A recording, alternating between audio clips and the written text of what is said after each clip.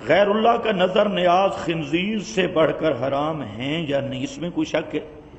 قرآن پاک میں 4 مقام پہ ذکر کیا ہے، انما حرم علیکم المیتۃ والدم ولحم الخنزیر وما اہل بہ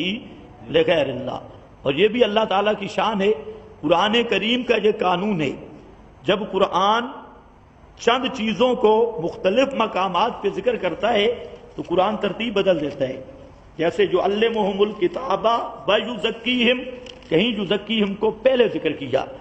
قرآن کا قاعدہ ہے، لیکن یہ واحد مضمون ہے کہ قرآن نے 4 مقامات پہ اس کو ذکر کیا اور چاروں مقامات پہ ترتیب ایک ہی رکھی، ترتیب نہیں بدلی، ایک۔ اس سے معلوم ہوتا ہے کہ اس ترتیب میں خاص راز ہے، اور وہ خاص راز غور کرنے سے معلوم ہوا کہ جو انما حرم علیکم المیتۃ، اللہ نے فرمایا مردار حرام،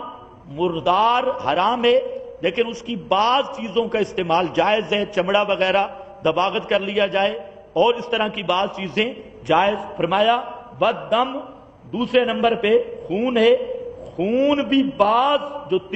جگر کا خون وغیرہ یا بعض دوسرے خون ہیں ان کو بھی جو گوشت کے اوپر لگ جاتا ہے، خون لگا ہوتا ہے، تو اس کو پلیت نہیں کہا گیا، حرام نہیں کہا گیا، کچھ نہ کچھ اس میں گنجائش چھوڑی۔ لیکن لحم الخنزیر، خنزیر پورے کا پورا پلیت ہے، خنزیر کے بالوں میں علماء کا اختلاف ہوا، لیکن باقی سب کا سب نجس العین ہے، اس میں کوئی گنجائش نہیں۔ اور اس کے اوپر بیان کیا ہے ما اہل بہ لغیر اللہ، تو یہ ترقی من الادنی الی الاعلی، مردار سے بڑا حرام خون، اور خون بھی کہ دم مسفوح، اور وہاں پر دم مسفوح کے علاوہ میں رعایت رکھی، لیکن خون دم مسفوح حرام، اور اس کے بعد